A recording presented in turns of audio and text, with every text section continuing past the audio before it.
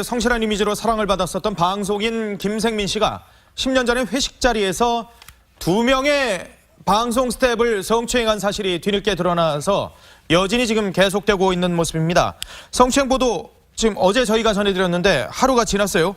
김생민 거취 그리고 그 이후의 소식들이 좀 들어온 게 있습니까? 네, 있습니다. 오늘 오전에 또 한 번 공식 입장이 하나 나왔거든요. 네. 어제는 사죄문을 발표했었는데 오늘은 김생민 씨가 거취 표명까지 했습니다. 아, 그래요? 모든 프로그램에서 하차하겠다고 이제 자진 하차 의사를 밝힌 건데. 아, 하차요? 네, 근데 뭐 김생민 씨가 지금 출연 중인 그 프로그램과 광고가 한 수십 개에 달하거든요. 그러니까 본인이 일단은 자진 하차라고 오늘 그러니까 그 입장을 내긴 했지만 사실상 김생민 씨가 이 추가 입장문을 오늘 내기 전부터 그 각 프로그램들에서 그 관계자들이 뭐 방송 중단이니 하차 결정이 일단 이미 그 보도를 통해서 나오고 있었어요. 예. 특히 그 왜 영수증 관련 프로그램은 당장 이번 주부터 방송이 중단된다고 하고 그 이제 일부 그 관계자 말에 따르면 아예 폐지된다고 지금 이야기까지 나오고 있거든요. 예, 예. 중단뿐만이 아니라 폐지까지 하는데 근데 사실 이 프로그램이 거의 한 8월분까지 찍어놨다라는 이야기가 나오고 있어요. 그렇기 때문에 넉 달분을요, 네, 이미? 많이 찍어놨는데 그래서 지금 폐지로 가는 거에 대해서 굉장히 고민이 심할 것으로 보입니다.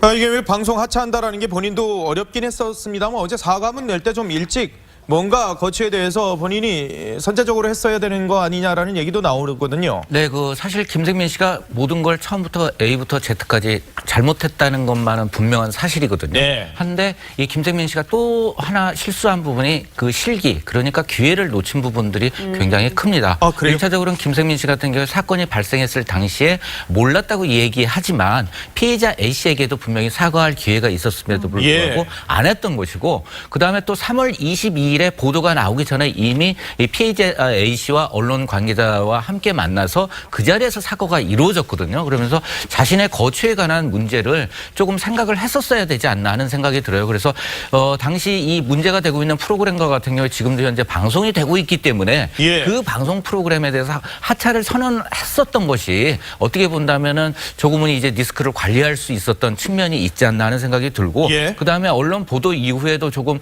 여론을 지켜보면서 이 하차나 아니면은 뭐 이 CF 등 뭐 여러 가지에 대해서 고민을 좀 했던 것으로 보여집니다. 그래서 아하. 정확하게는 제가 생각했을 땐 3월 20일 날 사과하고 3월 22일 날 해당 프로그램 하차하면서 나의 과거 중에 이러한 일이 있었기 때문에 이 프로그램에서 하차합니다. 여러분 죄송합니다. 라고 언론에 보도되기 전에 선언을 했다면 아하. 오히려 이 상황을 조금은 수습할 수도 있지 않았을까. 그러면서 또 해당 이 피해자인 A 씨의 마음도 조금 사과로서 받아들이게 할 수 있는 기회가 있지 않았나 하는 생각이 약간 의문이 듭니다. 드는 게 뭐냐면 예. 사실 김생민 씨가 피해자한테 사과를 했을 때 그 취재 기자도 같이 동행을 했다고 제가 어저께 말씀을 드렸었는데 예. 그렇다면은 당연히 그 보도가 나올 거라는 생각을 할 수밖에 없잖아요. 예. 근데 그럼에도 불구하고 피해자한테 사과한 시점부터 보도가 나올 때까지 한 열흘간을 가만히 침묵 속에 있었다. 사실 이것도 이해가 안 가는 부분이긴 했죠. 아, 이 성추행 시기도 지금 논란이에요. 김생민 씨가 아내하고 결혼하고 얼마 지나지 않은 시기에 이 성추행이 일어났다는데요? 네, 그렇습니다. 말씀하신 대로입니다. 김생민 씨는 7살 연하의 큐레이터 출신 유모 씨와 지난 2006년 8월에 결혼을 했습니다. 예. 근데 문제 성추행 시점은 2008년 가을입니다. 결혼 후 2년 뒤쯤인데요. 첫 아이 출산이 2007년인 것으로 전해지는데 시기적으로는 결혼과 출산이 얼마 지나지 않은 그런 시점입니다. 그런데 비슷한 시기에 김생민 씨가 회식 자리를 좀 피해왔다라는 증언도 있어요. 네, 그 한 중견 작가 김모 씨가 증언을 한 내용인데요. 이 김 씨에 따르면 김생민 씨가 방송을 하면서 종종 회식 자리가 회식이 뭐 당연히 있을 수 되잖아요. 근데 있겠죠. 그 예. 자리를 좀 피했다고 합니다. 그 술을 좋아하고 이제 사람들을 좋아해서 예. 과거에 이제 결혼 전에는 그런 자리에도 꽤 많이 갔었는데 결혼 이후에는 이제 아내가 회식 자리를 극도로 싫어했다고 전해지고 있습니다. 예. 그래서 당신이 이제 결혼한 지 2년밖에 안 되는 신혼이었다는 이야기도 덧붙였는데 예. 신혼이라 회식을 피했는지 아니면 다른 회식 자리에서 불미스러운 일이 있은 뒤 회식을 의도적으로 피했는지는 알 수 없지만 예. 과거 이 김생민 씨 같은 경우에는 이제 그 회식은 아니더라 하더라도 방송 동료 관계자나 아니면 또 그 이 스포츠 관계자 예. 그다음에 또 조금은 이제 재력이 있으신 분들과 술자리를 종종 하곤 했었습니다. 그런데 여하튼 본인이 지금 성추행 사실을 인정한 거 아니겠습니까? 예, 그렇다면 이 법 법률적인 또 문제가 있을 수 있거든요. 네, 그렇습니다. 일단 성추행은 형사처벌 대상이지만 예. 그 공소시효가 10년입니다. 10년이요? 예, 그러니까 사건 시점이 2008년으로 딱 10년이 되는 해인데 아, 예, 예. 피해자가 밝힌 성추행 시기가 2008년 가을 아닙니까? 그러니까 공소시효는 좀 남아 있어요, 아직까지는. 예, 예. 하지만 더 중요한 부분이 바로 이 친고죄 부분인데 이 성추행 등 성범죄 발생을 피해자가 인지하고 고소 고발해야 돼야 처벌할 수 있는 이 친고죄가 지난 2013년 6월 18일 날 폐지가 됐어요. 예. 그래서 이 시점 전에 일어난 성범죄는 피해자의 신고나 고소가 있어야 수사할 수 있으며 고소 기간도 1년으로 제한적입니다. 그래서 기간 1년으로 제한. 그렇습니다. 그래서 이 성추행 사건은 이제 친고죄가 폐지되기 이전에 발생했기 때문에 처벌은 사실 조금 어려워 보입니다. 팬들이 그런데 등을 돌린 경우가 많은 것 같습니다. 네, 거의 뭐 단번에 등을 돌렸다고도 할 수 있을 것 그래요? 같은데요. 이 보도가 나온 어제 곧바로 이제 이 김생민 팬카페 운영자는 이 카페는 이 폐쇄될 예정이다. 카페명을 바꿔서 함께 소통하길 바라는 분들이 많지만 사실상 불가능하다라는 생각을 하면서 예. 카페 폐쇄를 공지를 했습니다. 그러면서 이제 비공개로 전환을 했는데요. 이 김생민에 대한 지지글이 올라오던 팬카페 자유 게시판에는 실망스럽다, 가식적이다, 탈퇴하겠다 이런 또 김생민에 대한 실망과 비판의 목소리가 이어지고 있습니다. 청와대 청원까지 나왔어요. 그러니까 어제 정오쯤에 이 보도가 나온 직후에 이제 들끓던 여론이 청와대 청원으로 이어졌습니다. 뭐 김생민 모든 방송사 하차해 주세요. 아하. 김생민을 방송 출연 금지시켜 주세요 등 여러 가지 글이 게시가 됐거든요. 이 김생민이 자진 하차 의사를 밝혀서 이후 이 청원은 잠잠해질 것으로는 보이지만 예. 이 국민청원이 등장했다는 것 자체만으로도 이 사건에 쏟아지는 대중의 관심과 실망감이 고스란히 드러나 있다 이렇게 볼 수 있을 그러네요. 것 같고요. 그런데 또 일각에서는 이런 얘기도 합니다. 어떻게 이런 상황까지 국민청원을 이용하느냐는 비판 섞인 목소리도 나오고는 있습니다. 자, 이 방송계만 지금 혼란스러운 게 아닙니다. 이 김생민 씨 광고를 엄청나게 찍었거든요. 출연 광고가 20개라 그러는데 이거 광고계 지금 머리가 아플 수밖에 없는데요. 정말 머리가 아플 것 같습니다. 김생민 씨가 92년도에 KBS를 통해서 이제 데뷔를 했으니까 데뷔 26년 만에 첫 정성기 그리고 어마어마한 지금 전성기를 누리고 있잖아요. 예, 예. 최근에 그 계약이 또 진행되고 있고 논의 중인 그 광고건이 분야를 막론하고 있어요. 뭐 식품, 보험, 자동차 분야를 막론하고 예. 20건이 넘는다고 지금 알려져 있습니다. 그렇기 때문에 이제 광고계도 비상일 수밖에 없는데 이 말은 다시 또 생각을 해보자면은 김생민 씨가 물어야 할 위약금도 정말 어마어마할 거라는 건데 그건 이제 잠시 후에 다시 알려드리고요. 어쨌든 이렇게 이제 김생민 씨가 인기가 있었던 거는 지난해 12월에 한국기업평가연구소가 선정한 그 남자 광고 모델 브랜드 평판이 있거든요. 네. 여기에서 1위에 올랐습니다. 그래요? 그만큼 이미지가 좋았던 사람이에요. 그렇죠. 그렇기 때문에 모든 광고 섭외가 왔는데 한꺼번에 물거품이 된 거죠. 그렇기 때문에 이제 김생민 씨가 출연한 광고를 그 담당했던 관계자들은 현재 방송 중인 그 김생민 출연 광고들을 모두 내릴 수밖에 없다. 이렇게 이게 말을 하고 있습니다. 통상적으로 광고를 이렇게 내리게 되면 뭐 위약금이라든가 손해배상을 해야 되는 건가요? 아니면 어떻게? 네, 일단은 해야 되는 상황입니다. 지금 상황 같은 경우에는 특히 이 김생민 씨 같은 경우에는 차곡차곡 쌓은 이미지를 통해서 스타의 자리로 올라간 게 아니라 본인이 만든 절약, 그다음에 근검 이런 형태로 그렇죠. 해서 했고 그걸 차용한 광고들이 만들어졌던 맞아요. 상황이거든요. 근데 한순간에 이것들이 다 무너지면서 광고 자체가 어떻게 본다면 완전 네거티브 형태가 될 수밖에 없는 상황이고 내려야 되는데 뭐 조금은 이제 김생민 씨 처지를 좀 이해한다는 사람들은 예. 마지노선은 이제 결국 그 줬던 계약금을 그대로 그냥 돌려받는 정도 혹은 이제 이에 대해서 원칙대로 하겠다는 사람은 위약금 형태로 해서 2배 내지 3배를 받게 되는 그런 그다음에 또 적어도 또 제작비 같은 경우에는 김상민 씨가 따로 부담을 해야 되는 그런 상황까지 아니 광고가 20개 정도 20개 정도 된다 그러면 위약금만 해도 어마어마하겠어요. 뭐 어마어마할 텐데.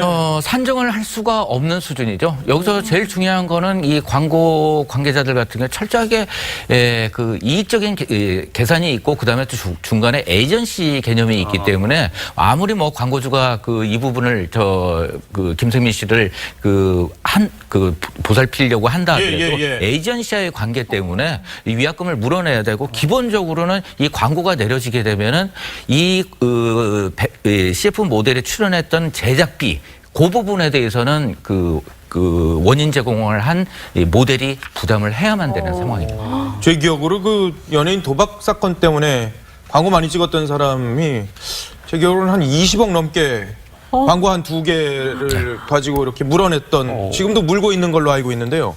그런 정도인데 지금 20개면은 이거는 뭐 상상하기 어려운 정도의 액수인데 여하튼 뭐 본인이 잘못했기 때문에 이 부분에 있어서는 본인이 책임져야 되는 소속사 측에서도 그런데 김생민 지우기에 나섰다는 보도가 나왔는데 이게 설마요 소속사가 이거 약간 착오가 있었습니다. 예. 그러니까 그 성추행 의혹을 인정한 뒤에 소속사 홈페이지를 보니까 김생민 씨 사진이 지워졌다 이런 보도가 나왔거든요. 예.